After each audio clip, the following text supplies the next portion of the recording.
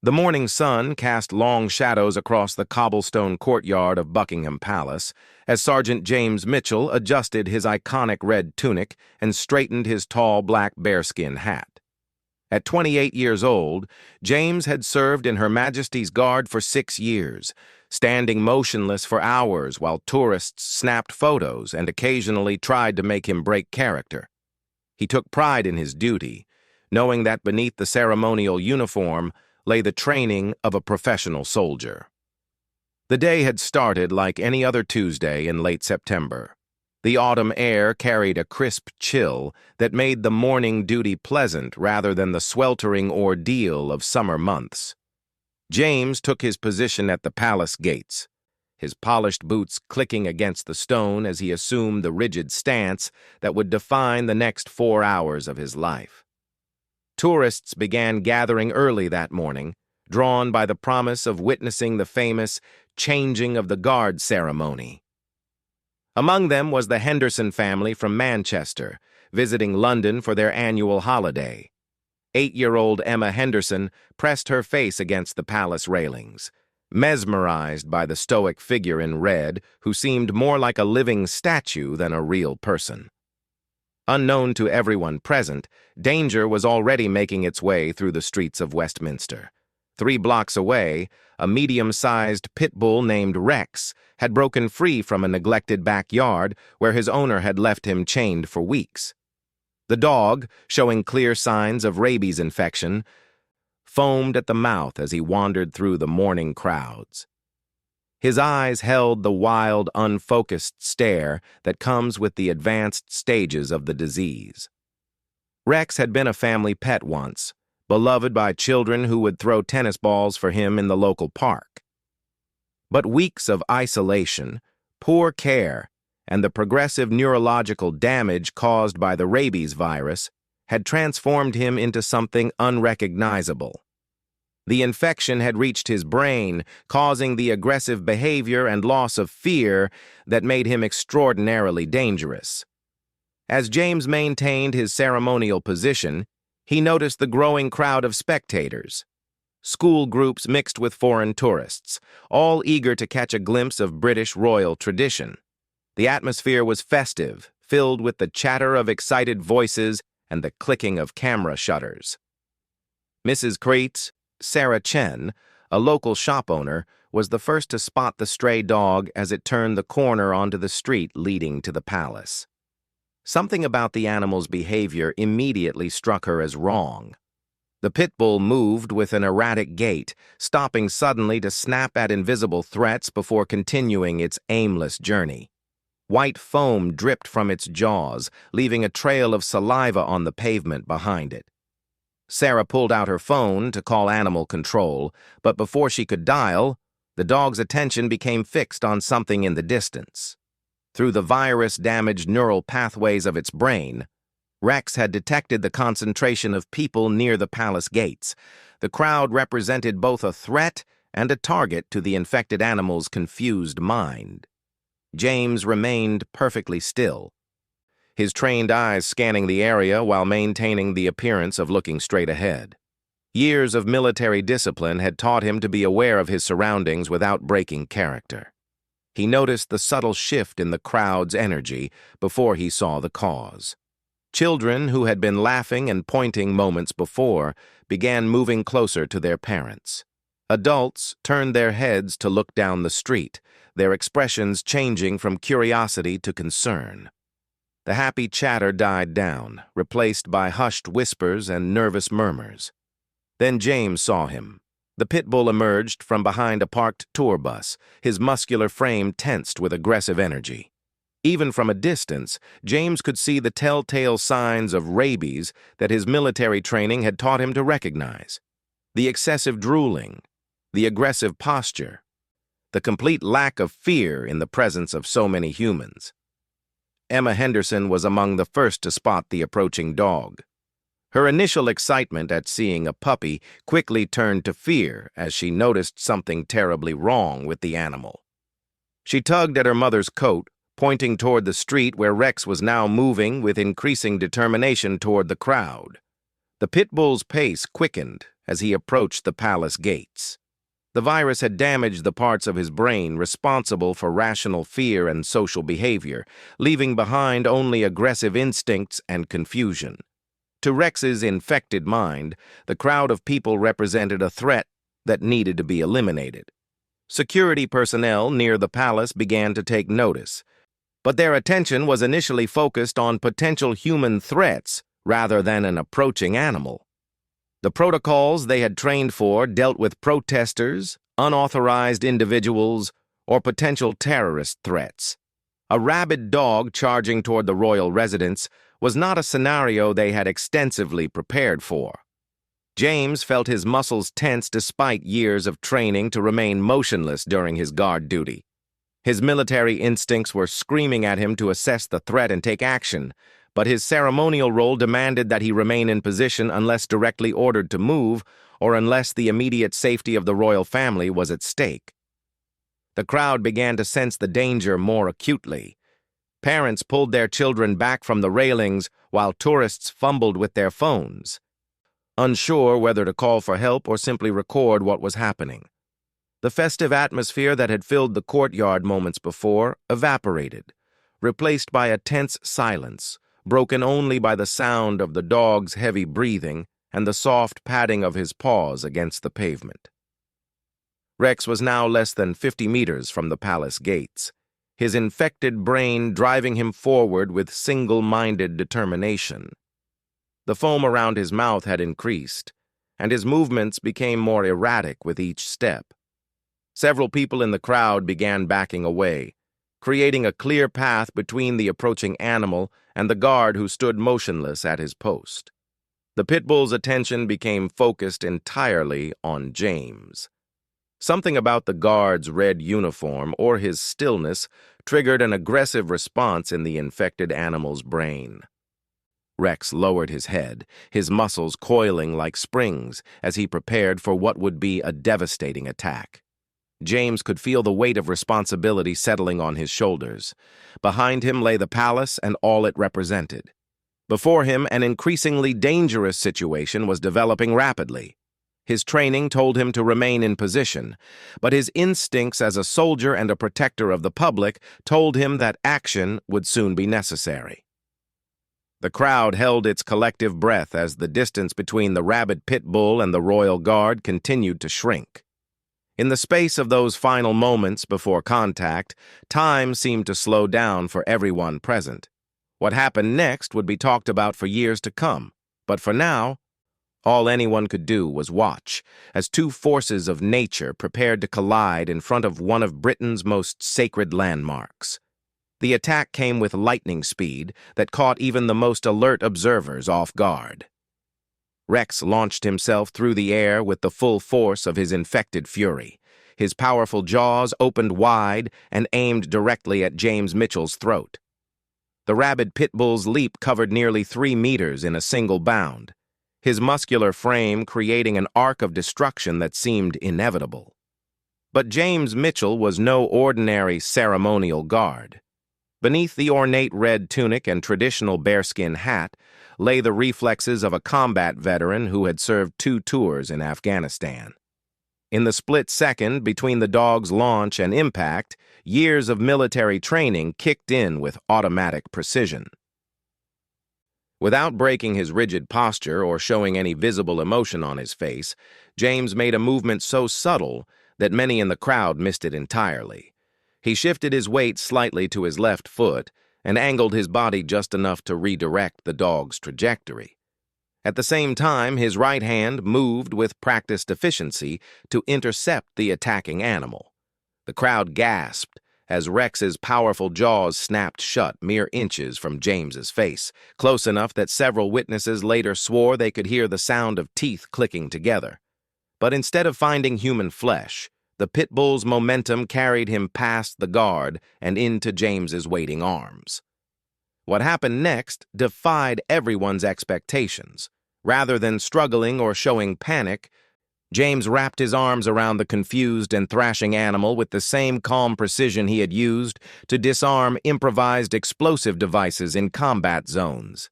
The movement was so smooth and controlled that it looked almost choreographed, as if the guard had been trained specifically for this moment. Rex writhed and snapped in James's grip, the rabies virus driving him into a frenzy of aggression. Foam continued to pour from his mouth while he attempted to bite anything within reach. But James's military training had included hand-to-hand combat techniques that proved surprisingly effective in restraining a dangerous animal. The crowd stood frozen in amazement as the royal guard, still maintaining his ceremonial composure, held the struggling pit bull away from his body while keeping the animal's jaws pointed safely away from both himself and the gathered spectators. Not once did his expression change from the stoic mask required of his position, though sweat began to bead on his forehead from the physical exertion. Emma Henderson, who had been watching the scene unfold from the front of the crowd, found her voice first. "Mummy, the soldier caught the doggy!" she exclaimed, her 8-year-old mind not fully comprehending the mortal danger that had just been averted. Security personnel who had been moving toward the scene stopped in their tracks, unsure how to proceed. Their protocols for dealing with disruptions to royal events had never covered a scenario where the disruption was being handled so effectively by one of the guards themselves. Radio chatter filled the air as supervisors tried to coordinate a response to the unprecedented situation. Dr. Michael Harrison, a veterinarian who happened to be among the tourists that morning, recognized the symptoms of rabies immediately. He pushed through the crowd, calling out warnings about the danger of exposure to the infected animal's saliva.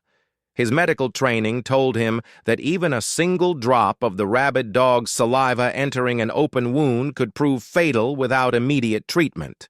James heard the veterinarian's warnings but maintained his grip on the struggling animal. His military experience had taught him that sometimes the most dangerous moment comes not during the initial crisis, but in the confusion that follows. Rex's powerful muscles continued to strain against his hold, and James knew that releasing the animal now could result in it attacking innocent bystanders. The standoff continued for what felt like hours, but was actually less than 3 minutes. James's arms began to ache from the constant struggle, but his training had prepared him for physical endurance under stress. The pit bull's movements were becoming more erratic as the rabies infection continued to affect his nervous system, making him even more unpredictable. Sarah Chen, the shop owner who had first spotted the stray dog, had successfully contacted animal control services, but their response time to central London during morning traffic meant that help was still several minutes away. The immediate crisis remained squarely in the hands of the royal guard, who had never let go of his ceremonial composure. Members of the crowd began taking out their phones to record the extraordinary scene.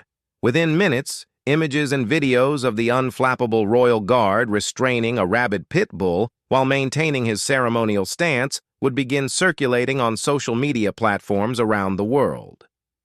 The Henderson family, still positioned near the palace railings, watched in fascination as the drama continued to unfold. Mr. Henderson, a construction worker with experience handling difficult situations, found himself impressed by the guard's calm professionalism under pressure. This was clearly a man who had faced real danger before and knew how to respond without panic. Rex's struggles began to weaken slightly as exhaustion combined with the neurological effects of his infection. But James knew better than to relax his guard. Rabid animals could exhibit sudden bursts of renewed aggression, and the disease made their behavior completely unpredictable. He maintained his firm grip while scanning the crowd to ensure that no one was moving too close to the danger zone. Dr. Harrison had worked his way close enough to observe the situation more directly. From his position, he could see the full extent of the dog's symptoms and the remarkable restraint being shown by the guard. The veterinarian began advising nearby security personnel about the proper procedures for handling a rabid animal, emphasizing the critical importance of preventing any exposure to the infected saliva. The autumn morning sun climbed higher in the sky as the standoff continued. James's red tunic began to show dark patches where sweat had soaked through the heavy fabric. But his grip remained steady and his expression unchanged. To casual observers, he might have been holding a ceremonial prop rather than a potentially deadly animal. Whispers began to spread through the crowd about the identity of the remarkable guard. Some claimed he must be a member of an elite military unit, while others suggested he had special training in animal handling. The truth was simpler but no less impressive.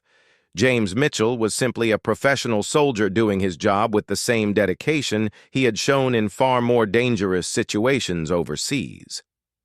The sound of approaching sirens finally broke through the tense atmosphere as emergency services began arriving at the scene.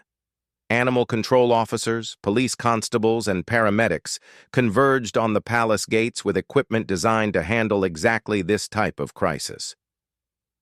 But they found themselves facing an unusual problem.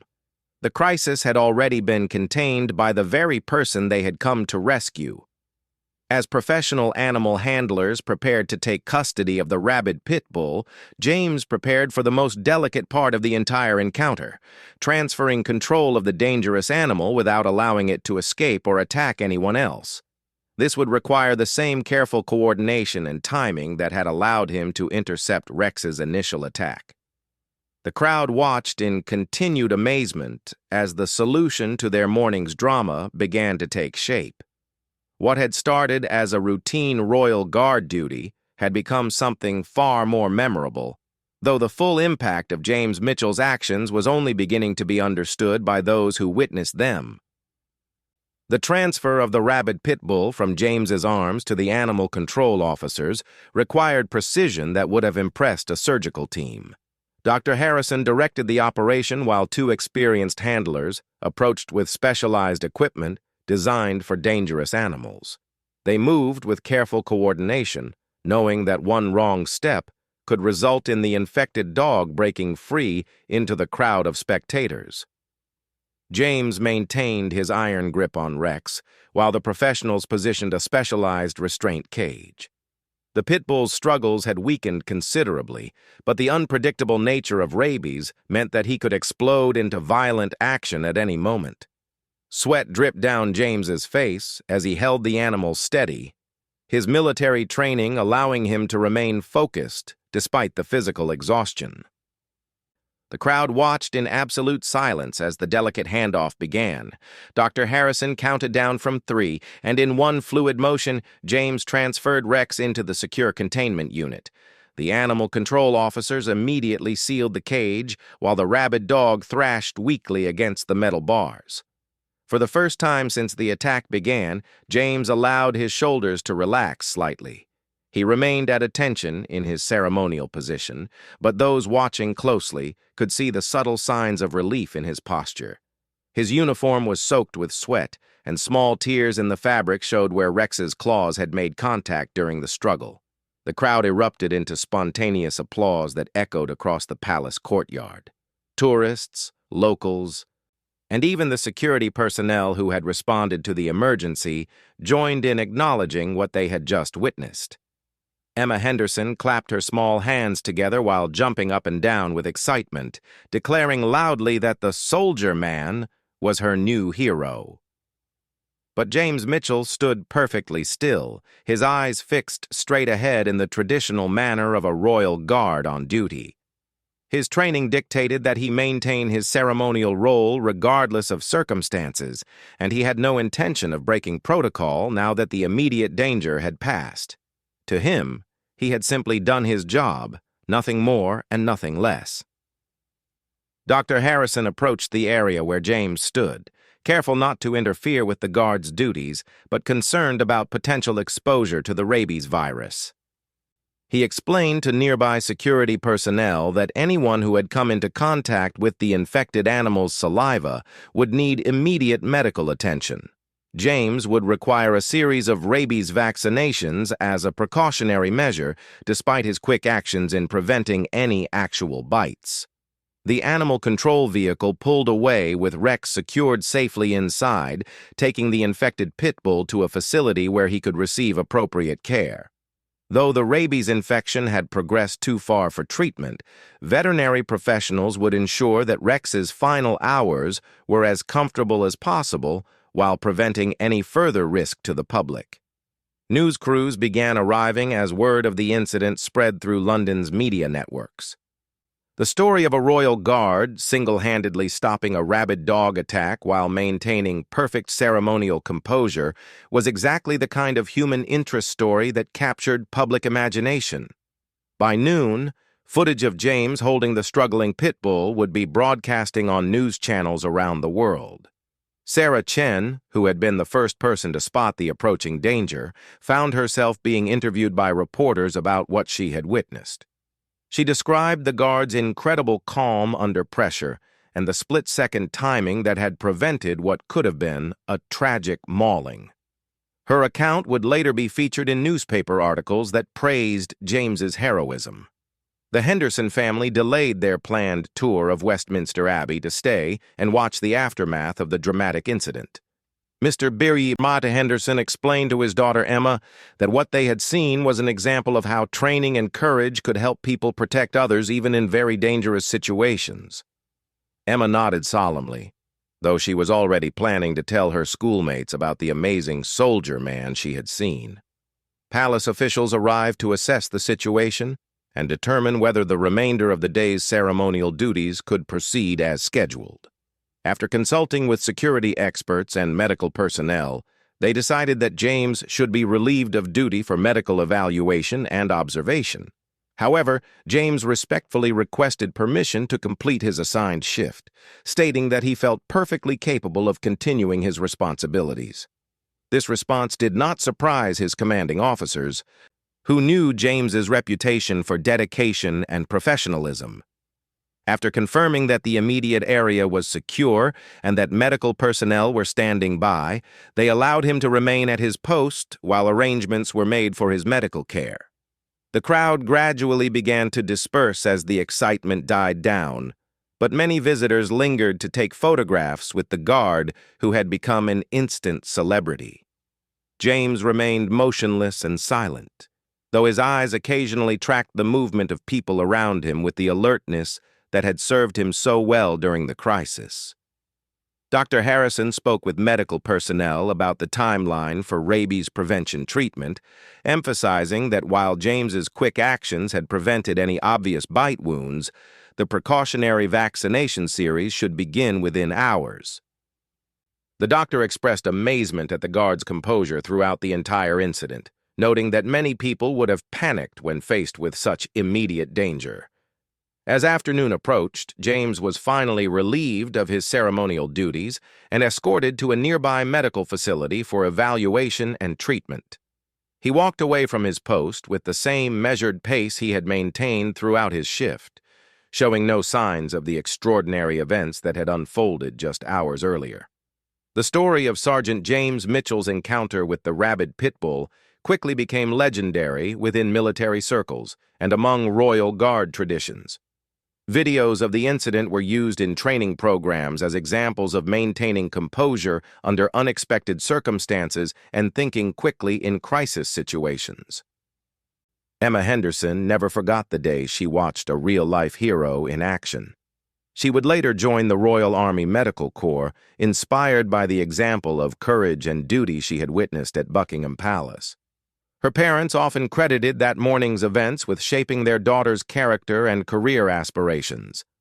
The incident led to updated protocols for handling animal-related emergencies near royal properties, though officials acknowledged that no amount of planning could have prepared them for the unique combination of circumstances that James had handled so effectively. His actions were studied by security professionals and became part of the training curriculum for ceremonial guards. Years later, when asked about that September morning, James Mitchell would simply say that he had done what any soldier would do when faced with a threat to public safety. He never sought recognition for his actions and returned to his regular duties without fanfare, But for the hundreds of people who witnessed his courage and professionalism that day, Sergeant James Mitchell represented the very best of British military tradition and personal heroism. The Rabid Pitbull incident became one of those rare moments when ordinary people witness extraordinary courage in action. It reminded everyone present that behind the ceremonial uniforms and traditional pageantry of royal events stand real soldiers, trained and ready to protect others regardless of the circumstances they might face.